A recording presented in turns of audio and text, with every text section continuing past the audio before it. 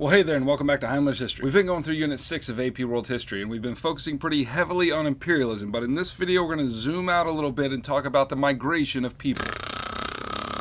I know how it sounds. Let me try to say it another way. In this video, we're going to consider how economic and environmental realities caused patterns of migration from 1750 to 1900. I mean, you actually hear the words coming out of your mouth, right? Yep, let's get to it. Alright, so to begin, we need to remember that economies had been globalized as a result of the Industrial Revolution. In some cases, this was done by economic imperialism, which we talked about in the last video. In other cases, it was done through new modes of transportation, like steamships and railroads. But regardless of how it was done, all of it put together led to new waves of migration across the world. So let's look at three things that caused people to uproot themselves from their home and move to other places. First, we'll look at migration through labor systems. Second, we'll look at migration in the face of challenges. And then third, we'll look at migration to settler colonies. Alright, first, migration through labor systems. So if you've been following Unit 5 and 6 up to this point, you know that during this period, industrial factories only got hungrier and hungrier for raw materials. And that meant that demand for labor in those cash crop plantations spiked right along with it. And you will further remember that a good deal of that labor came in the form of slavery. However, all while this is going on, there was a simultaneous movement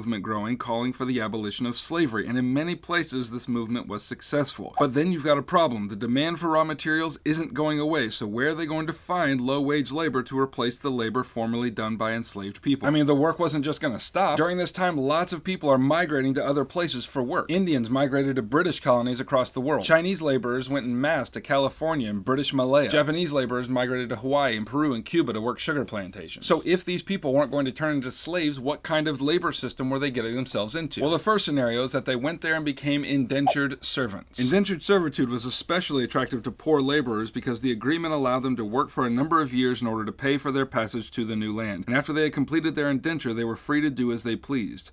Many indentured servants worked in their new home and sent money back to their families. Some stayed in their countries after the indenture was complete, and in this way, migrants influenced the culture of the receiving country. For example, many Indians accepted work and migrated to places like Fiji, Trinidad, and Mauritius. And even to this day, you can see Indian cultural influence in these places, especially with regards to food and language. The second labor system people moved for was contract labor. When the British abolished the slave trade in 1806, their first attempt at a replacement was to bring in Chinese and Indian workers who would agree to work for very low wages. And these contract laborers did the work of former enslaved people, especially in the sugarcane fields in the Caribbean. Now, while they weren't slaves in name, those laborers weren't far from those conditions in reality. Because, hey, as my grandpappy always used to say, if it quacks like a duck and it swims like a duck, it's probably slavery. Therefore, by 1877, most of the countries who were benefiting from Chinese and Indian labor passed laws to improve their treatment. The third labor system for which people migrated during this period was the penal colony. If you'll recall, in the late 1700s, the British established a penal colony in Australia. And a penal colony is just where they send their convicts to do hard labor. And their convicts had to do work on projects like building railroads, but some of them did have cushier jobs in that they kept records for government oversight. And once their sentence was complete, most of these folks returned back to their parent country. France also established penal colonies in many of their territories across the world, the most notorious of which was Devil's Island in French Guiana. Here, prisoners were underfed and forced into hard labor and generally existed in misery. And in these places, prisoners could only do one thing. Look down!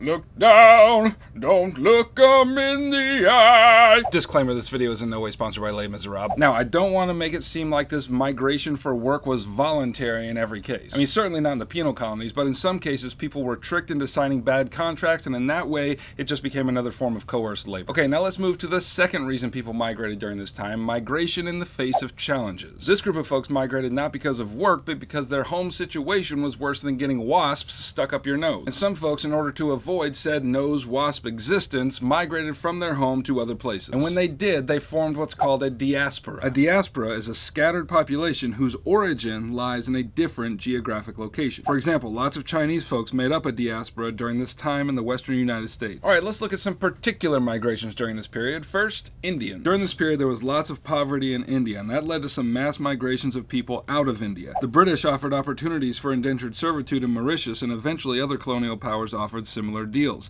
So you can see there's a little overlap between this motivation for migration and the last. Most of these folks signed 5-year agreements to work, and while some returned home, others, as I mentioned before, stayed in the places to which they traveled for work. In China, many of the folks accepted the offer for indentured servitude as well. And they accepted such offers because of poverty and famine and the hope of better opportunities elsewhere. Huge numbers of Chinese went to America, where they were instrumental in the completion of the transcontinental railroad. And maybe the best example of people migrating in the face of challenges is Ireland. Now, in some cases, Irish folks emigrated for political reasons. In 1801, Ireland became part of the United Kingdom, and after that happened, the United Kingdom abolished the Irish Parliament. And because the British were an Anglican bunch, the Irish Roman Catholics experienced some serious discrimination as a result of their religion, and so they fled for those reasons. But most of the Irish who emigrated during this time did so because they were hungry. Starting in 1845, a blight on the potato crops destroyed in staggering numbers the chief source of food for the Irish lower classes. During those 4 years in what became known as the Great Potato Famine, millions of Irish left Ireland and relocated to many different places, but especially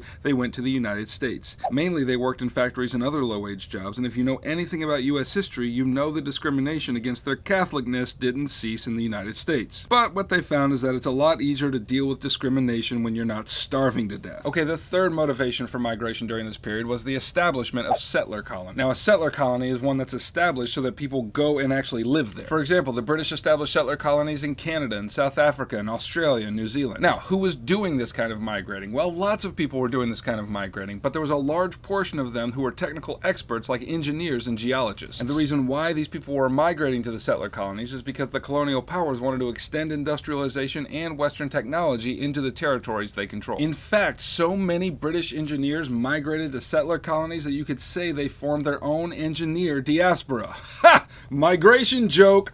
Nailed it. Actually, that's not a joke. I read that in a book.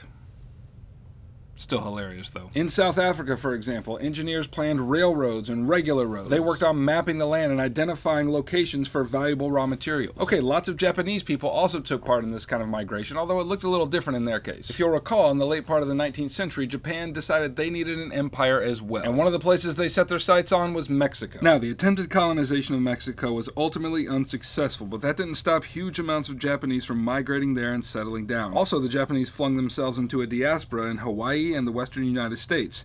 And that'll have some serious consequences come World War II, but we'll have to save that for when we get there. Alright, that's what you need to know about Unit 6, Topic 6 of AP World History. Now, the Heimler's history family is spread out all across our fair land, so you might say that we had a diaspora of our own. If you want to feel more connected to all your brethren and sistren, then subscribe and come along. And more importantly, if you feel like AP World History is worse than a nose full of wasps, then click here and get my view packet. It'll make your dreams come true.